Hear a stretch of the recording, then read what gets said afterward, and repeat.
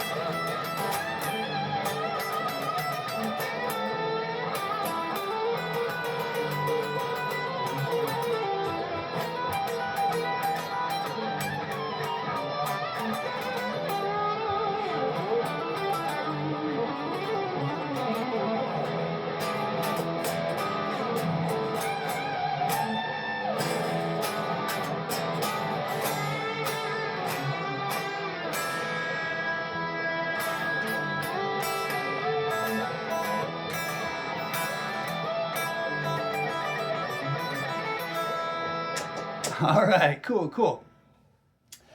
So that's Purple Haze, the chords for it, and I'm going to show you how to approach it in 3 different ways that you can kind of get different colors to it, sounds or whatever.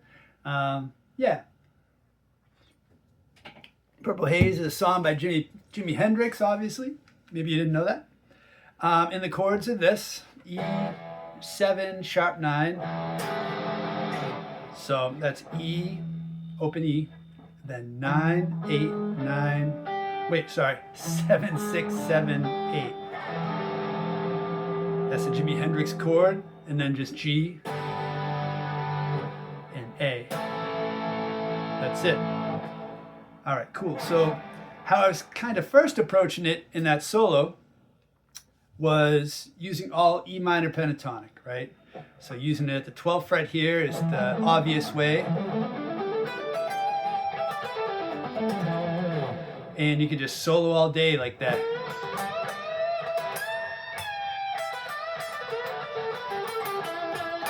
And the reason that works is even though it's has a major third in that chord, it has the sharp 9, which is another name for the flat 3, right? So you have the, say this was the root, right? You have the E, then you have the minor second, normal, natural second, major second.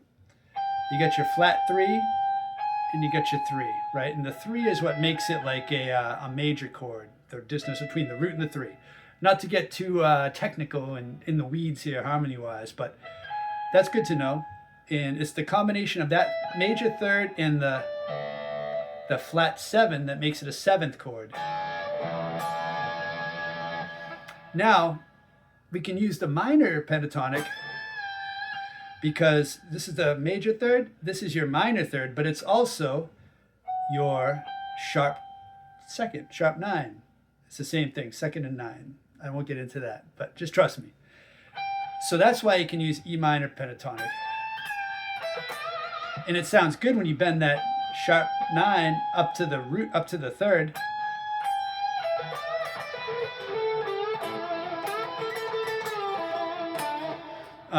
Because, yeah, it fits right in, blends in with this note.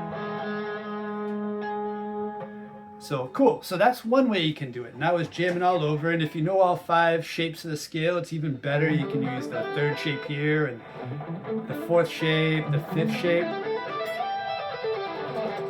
right? And do different things like groups of 6s.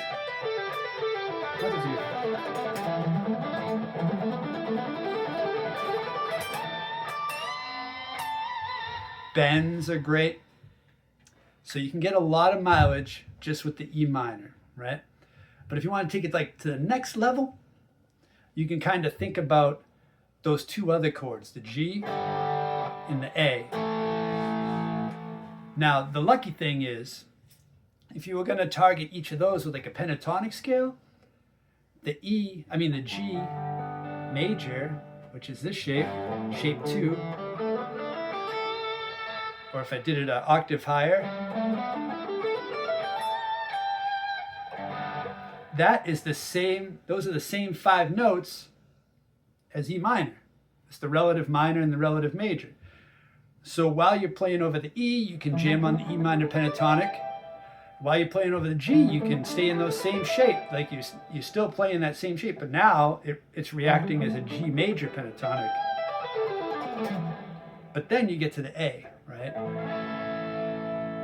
Now you can use the second shape on there. And that way you're playing E minor pentatonic, G major pentatonic, and A major pentatonic, right? So you switch for that, and that's going to give your licks a cool sound. You'll hear the difference on that A, and then you'll be able to resolve that back to the E. So I'll jam on that, and then I'm going to show you another way that's even cooler, in my opinion. So let's check that out.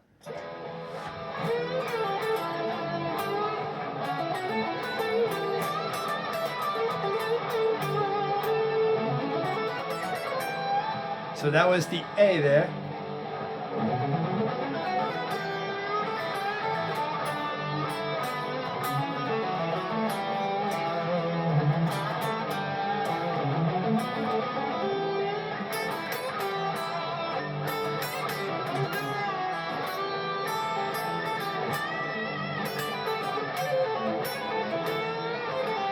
All right, hold on, let me get my bearings. So that'd be the 4th shape here, E,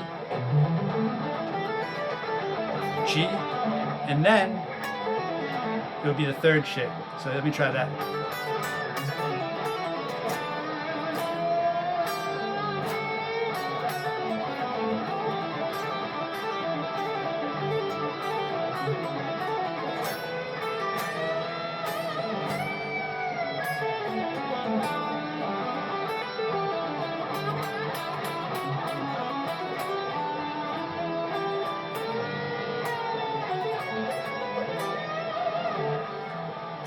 So you can hear that, and it sounds kind of nice, I mean, because it's major.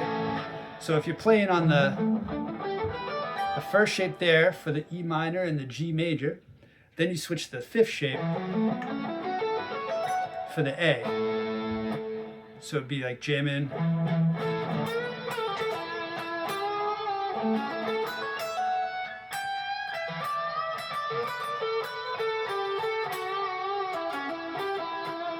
So you'd reach back here to those 2 11s, and that's kind of cool.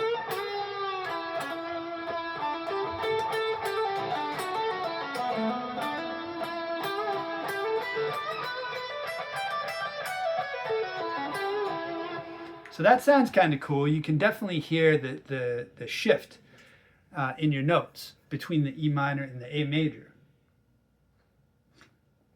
Now, another way to do it that I think is cooler, and it has more of a rock kind of like, it grabs the essence of this riff, which is kind of like, you know, I don't want to say sleazy, right? But it's kind of like that. It's not nice. So that is using the A dominant pentatonic. So what you're going to do is, say you're at the 12th fret. Basically, it is almost like the E minor 6th pentatonic, but it can also be seen as A dominant pentatonic. So what notes that's going to be is on the 12th fret, we'll do it there. You have 12, 15, then you have 12, 14, then you have 11, 14, so you reach back, and then 12, 14, 12, 14, so that note's different, and then 12, 15. So that the root is here, actually, on the 5th fret, string, on the 12th.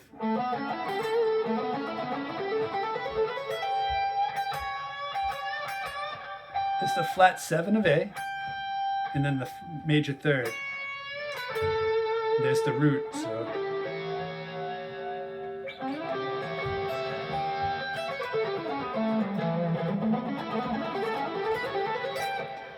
that's a pretty cool sound. It kind of sounds to me, and I don't know if that's true, but it sounds like a Nuno Betancourt thing, something that he'd use. So what you do now is you play the E minor pentatonic and the G major pentatonic, the same shape, and then when that A comes around, if you can, you just drop those notes down, and then when it goes back to E, bring them back up, right? So instead of doing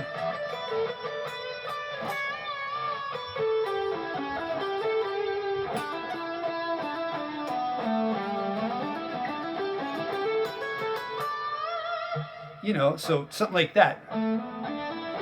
That's an E, and then reach back down.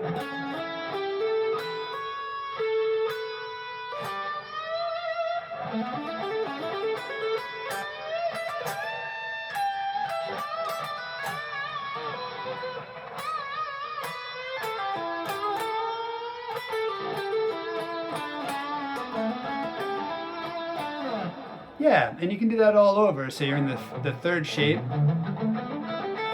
for E.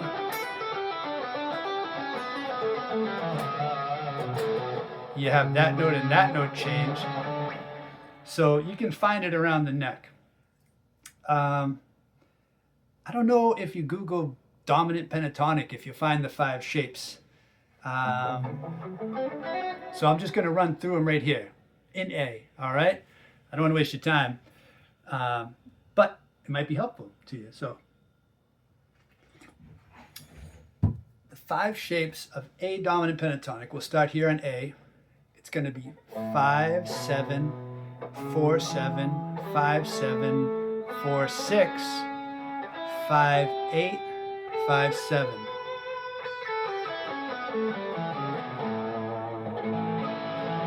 It goes with that 7th chord.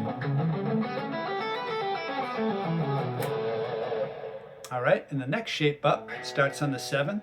This one's weird, so it's going to be 7, 9, 7, 10, 7, 9. So it's very symmetrical there. And then you get 6, 9, 8, 10, 7, 9.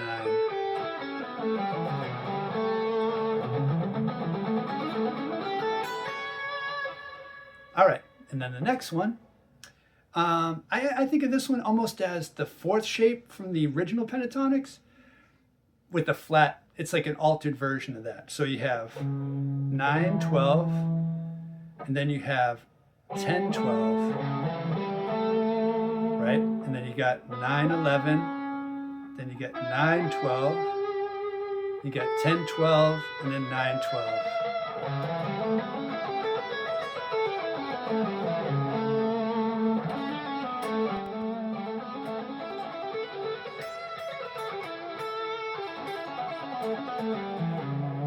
Now the next one is going to start on the 12th fret, and that's going to be 12, 15, 12, 14, 11, 14, 12, 14, 12, 14, 12, 15. And that's the one we're just using.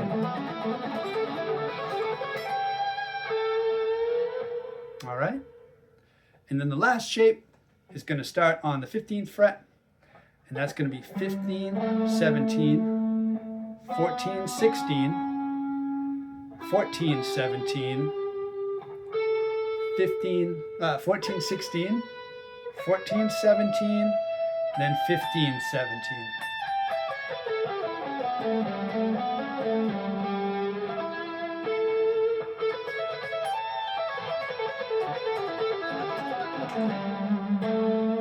Cool, and that's the 7th, the root there, flat 7, the root. Then it would start over. So yeah, try that. There's 5 more shapes to learn. What are you going to do? But it's only 5. And between those 5 shapes and the major and minor pentatonic shapes, you really don't need much else. You can play like everything. And one thing I like to do is when I'm jamming it, the chords, over that A is I'll bust out some riffs from that A7. So like I was doing on the backing track, you got the E and then the G.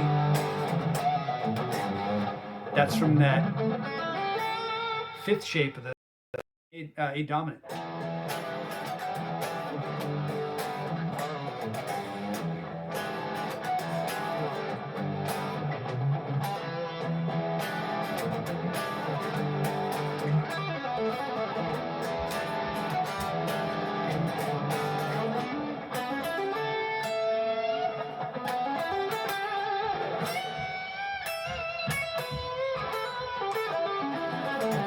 You could probably even just jam the whole thing in an A7. So let me do that real quick.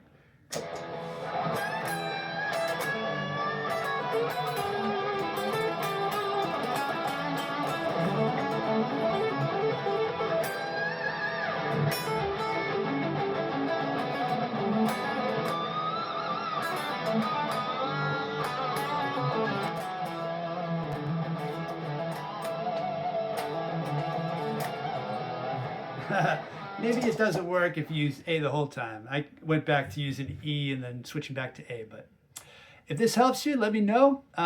You know, check out my courses if you want to learn more about pentatonics. It's my passion, and I think it should be your passion too, because you don't need much else. What are you going to learn? The major, like the melodic minor neutral, and the 0 dominant flat 7 Lydian sus2 chord? You don't need all that, man.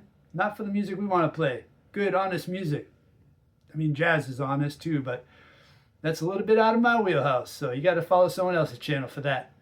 All right, let's keep it simple and keep on picking. All right, I'll talk to you later. Bye-bye.